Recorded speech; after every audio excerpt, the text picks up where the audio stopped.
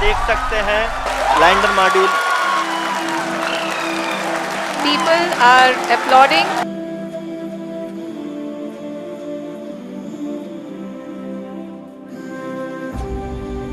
आदरणीय प्रधानमंत्री ji, sir, we have achieved soft landing on the moon.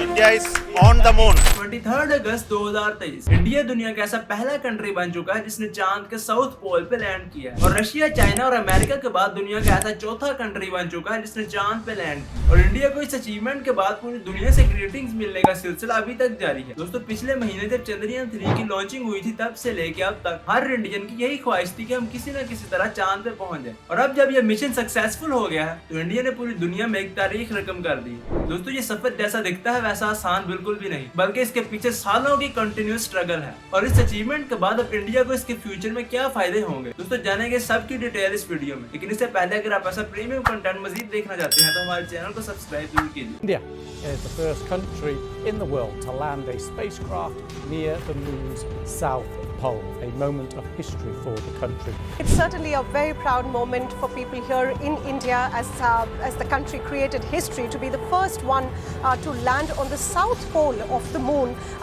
and contribute to the global space research with such important aspects. India's successful moon mission is not just India's alone. Our approach of one Earth, one family, one future is resonating across the globe.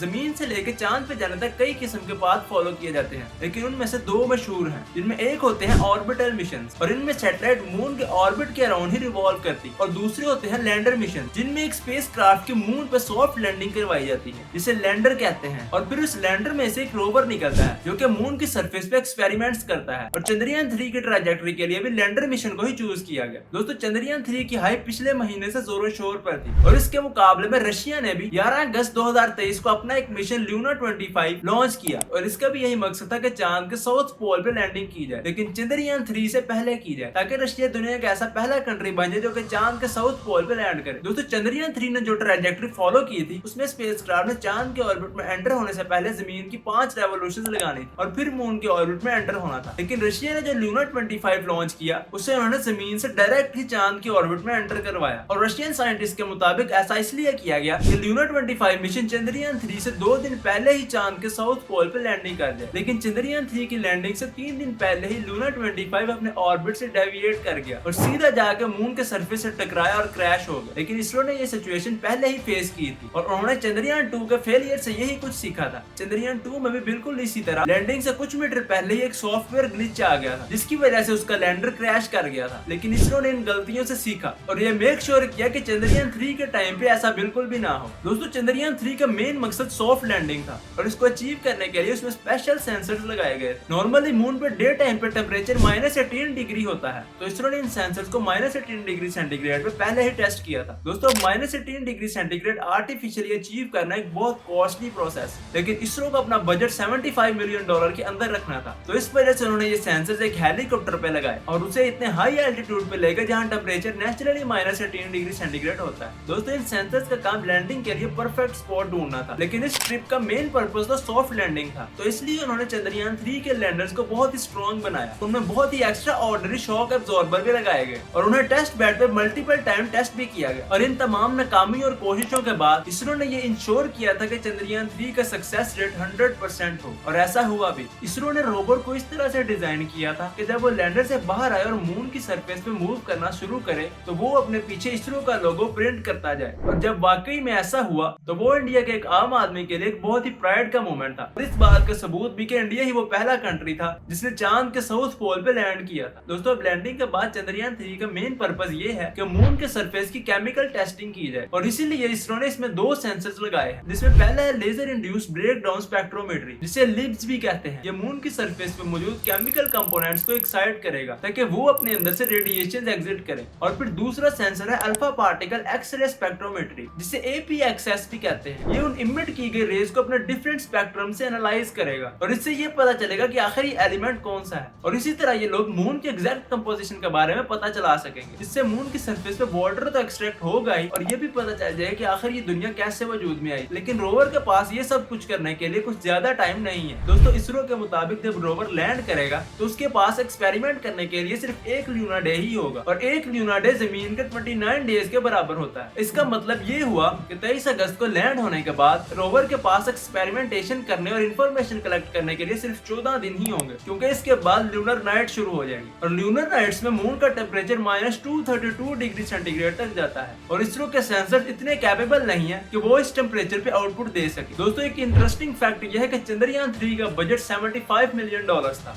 जो कि एक Boeing 777 तैयारे से भी कम है और किसी भी अच्छी हॉलीवुड फिल्म जैसे कि ग्रेविटी के बजट के 2/3 भी नहीं है। The total spending on Chandrayaan 3 was $75 million. That's 5 times less than a Boeing 777. 2/3 of the budget of Hollywood films like Gravity and Interstellar. और ये पूरी दुनिया के लिए वाकई एक इंस्पिरेशन और लेसन है और इंडिया ने एक मर्तबा फिर ये प्रूव कर दिया है कि अगर आपके पास एक्सपर्टीज, टैलेंट और कॉन्फिडेंस है तो फिर आपको चांद पे जाने के लिए बिलियंस ऑफ डॉलर्स की जरूरत नहीं है। दोस्तों, इंडिया की इस अचीवमेंट के बाद नासा भी इंडिया के साथ कोलैबोरेशन करने के लिए रेडी है और नासा भी अपने अगले मिशन इसरो के साथ ही मिलकर करेगी। इसके अलावा इसरो की सक्सेस ने पूरी दुनिया की स्पेस कंपनीज को अपनी तरफ अट्रैक्ट किया है और अब इंडिया को पूरी दुनिया से ऑफर्स आ रही है। सरे फहरिस्त है JAXA, जो कि एक जापानीज कंपनी है जो कि स्पेस सेक्टर में काम करती है। इस मिशन के बाद इंडिया के स्पेस स्टार्टअप्स में भी इजाफा हुआ है और इंडिया के गवर्नमेंट ने भी ये कहा कि हम इसरो को पहले से ज्यादा बजट दें। वैसे मैं अपनी तरफ से इंडियन गवर्नमेंट और हर वो इंडियन जो ये वीडियो देख रहा है उसको मुबारकबाद पेश करता और अपनी पाकिस्तानी गवर्नमेंट की तवज्जो भी स्पेस की तरफ दिलाना चाहता और ये चाहता हूँ कि पाकिस्तानी गवर्नमेंट भी अपने स्पेस प्रोग्राम्स को सीरियसली ले, ताकि इससे भी पाकिस्तान की इकोनॉमी को एक बूस्ट मिले। वैसे दोस्तों, आप इसरो की सक्सेस के बारे में क्या कहते हैं कमेंट्स में जरूर बताइए। चलिए दोस्तों, आज के लिए इतने। अगर वीडियो इन्फॉर्मेटिव लगी हो तो लाइक, सब्सक्राइब जरूर कीजिए और अगर आप ऐसा प्रीमियम कंटेंट मजीद देखना चाहते हैं तो यहाँ पे क्लिक कीजिए।